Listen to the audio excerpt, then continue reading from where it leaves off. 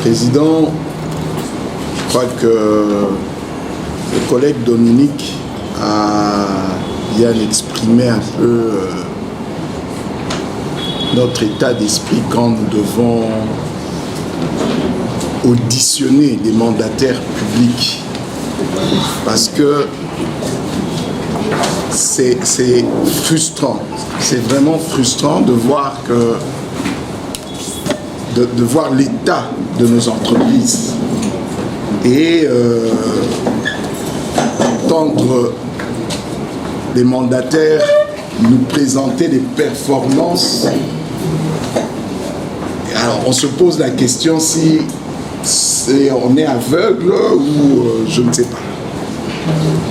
Moi, mes questions, c'est que, Monsieur le Président, je voudrais savoir, le DG vient de nous parler des travaux effectués par la RVA et si j'ai bien suivi, ces travaux ont été effectués soit sur financement des partenaires extérieurs, soit sur base de financement du gouvernement.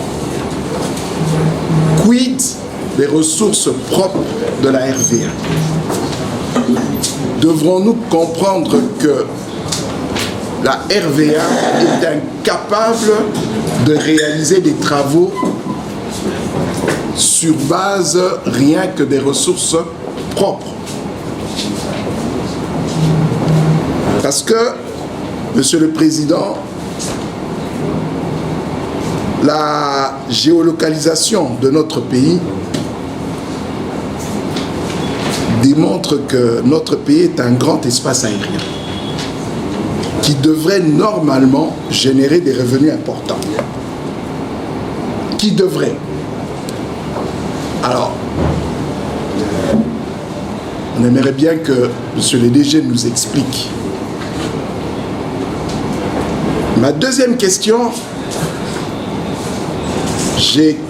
si j'ai bien suivi, c'est la RVA qui gère aussi nos aérogares. Et là,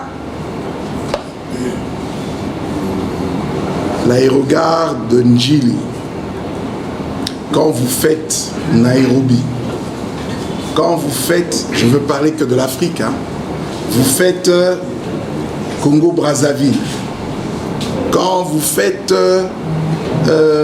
l'Afrique du Sud, Djobour, même Cape Town, y a-t-il vraiment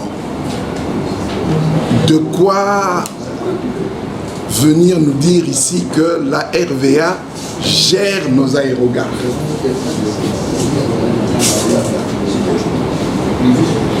J'aimerais bien que la RVA nous explique quand ils se mettent, je sais que ce n'est pas l'équipe actuelle, mais bon, on a besoin, oui, il y a continuité, mais on a besoin de comprendre.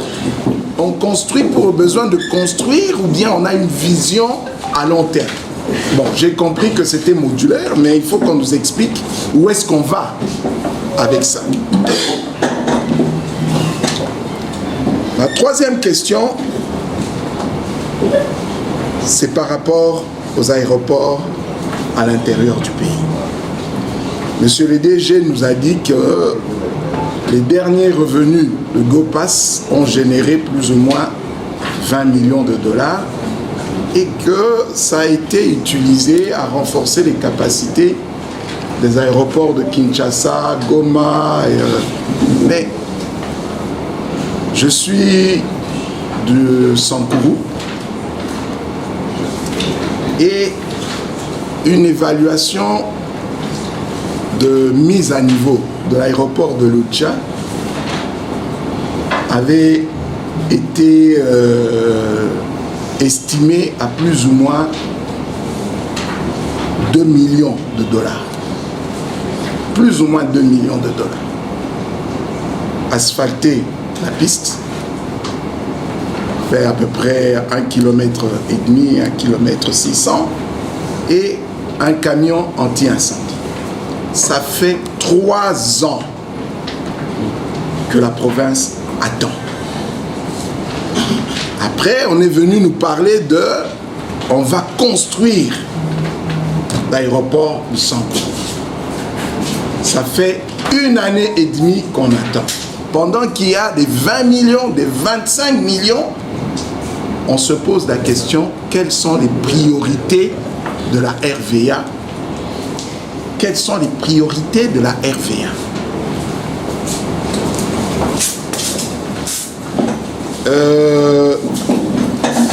Ma dernière question, si je ne m'abuse, c'est par rapport à l'histoire de Gopas. J'aurais voulu... L'histoire de Gopas. J'aurais voulu que